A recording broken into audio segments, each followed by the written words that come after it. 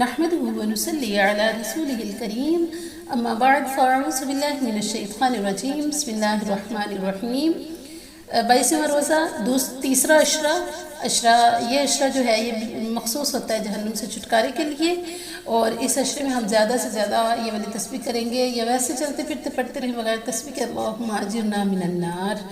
جی تو آتے ہیں 22ویں روزے کے وظائف کی طرف۔ نماز فجر کے بعد 11 مرتبہ آپ یہ دعا پڑھیں گے، اللہم رب جبریل و میکائیل و اسرافیل و محمد نعوذ بک من النار۔ اور نماز ظہر کے بعد 11 مرتبہ پڑھیں گے، اللہم انی اسألک العافیۃ فی الدنیا والآخرہ۔ نماز عصر کے بعد 21 مرتبہ پڑھیں گے، اللہم اجرنی من النار وویل اہل النار۔ اور نماز مغرب کے بعد 11 مرتبہ، اللہم الیک لا الی النار انا و اہل بیتی۔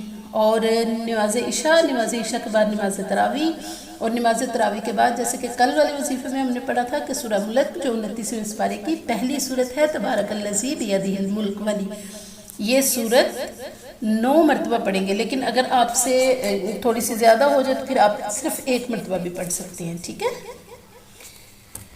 امید کرتی ہوں آپ کا رمضان بہت اچھا، بہت بہترین، بہت زبردست گزرا ہوگا۔ اللہ تعالی ہم سب کو اپنی رحمت برکتیں سمیٹنے کی توفیق عطا فرمائے۔ بہت شکریہ۔ السلام علیکم ورحمۃ اللہ وبرکاتہ۔